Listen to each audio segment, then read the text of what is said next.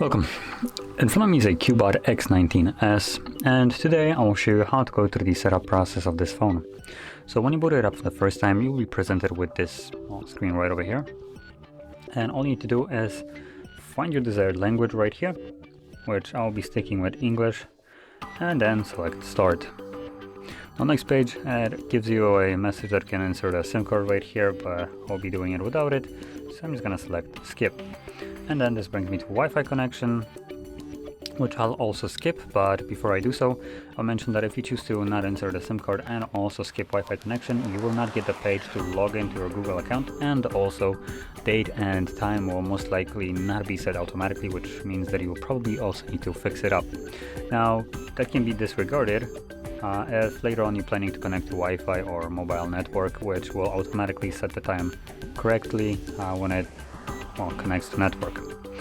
So again, I'll be skipping this.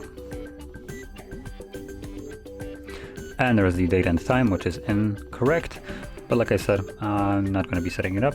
But if you want to, if you're not planning to connect to network at all, you just select each one of those and select the time, tap on OK, date, and also your time zone. And there, you can go to the next page, which brings us to Google services.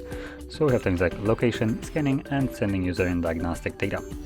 Now, if you're interested in what these do exactly, you can tap on the arrow right here and expand the explanation, read it, and if you don't like it, bam, disable it. Same goes for this.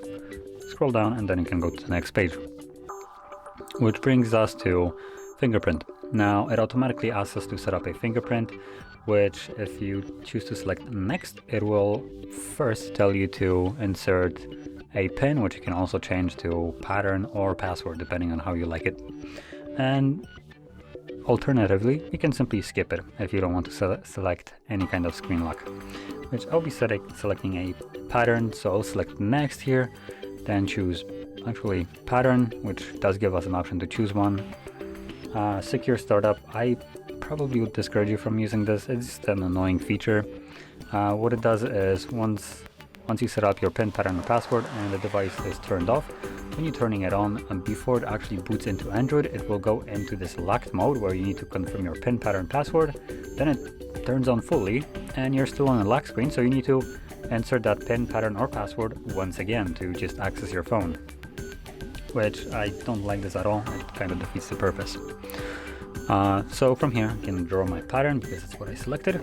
Select next, repeat the same pattern, confirm it, and there we go. We now have a pattern as our lock screen. Now, this was a fingerprint and pattern, but if you want to only select a screen lock, you can disregard the fingerprint sensor, don't touch it at all, and simply skip this, which will allow you to keep the pattern but not add a fingerprint. And that basically finishes up the setup apparently. So if you found this very helpful, don't forget to hit like, subscribe, and thanks for watching.